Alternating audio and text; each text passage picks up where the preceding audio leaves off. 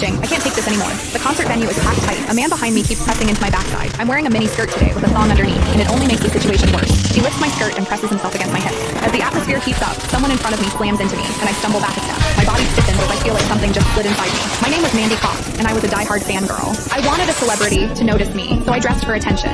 I wore heavy makeup and made sure nothing about me went unnoticed. My low-cut top revealed a wide stretch of skin, and my chest bounced with every step. I paired it with a mini skirt that barely covered my thighs and sexy white stockings which hugged my legs. But when I arrived, reality hit. The concert venue was packed so tightly I couldn't move, and the crowd swallowed me whole. The celebrity was never going to notice me. I craned my neck and shouted, "Darling, take me." I never imagined that line would draw the wrong kind of attention. Instead of the celebrity, it caught a filthy creep. After I shouted it, I became aware of a man behind me, repeatedly bumping into me. At first, I brushed it off. In a crowd that dense, accidental contact was easy to explain, but the feeling wouldn't go away. Something hard kept pressing against my butt from behind. I assumed I'd accidentally backed into his hand where it rested behind me, so I turned and offered a polite apology. "Sorry, I didn't mean to bump into you." He paused, then flashed a leering smile and said, "It's okay, I don't mind." When I turned back toward the stage, I felt him press against me again, more deliberate than before. I kept my attention on the celebrity on stage and shut him out. The man became increasingly brazen, pulling up my skirt and pressing close against my backside. I had only a thong on underneath, which left my butt exposed. I felt his touch directly against my skin and assumed it was his finger. Only then did I realize something was wrong. The pressure was warm and solid in a way a finger could never be.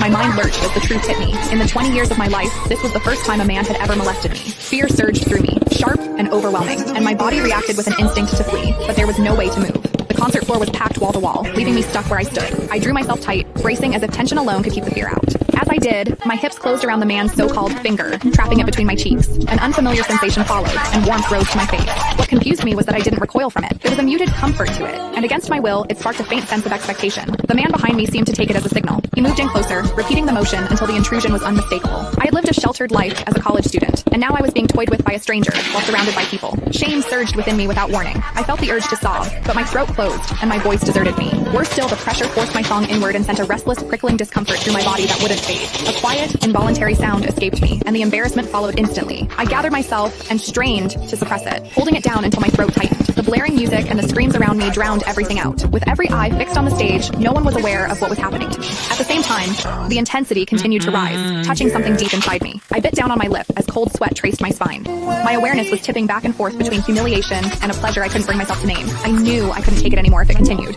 so I turned sharply to face the man behind me. "Please stop pushing. I can't take this anymore."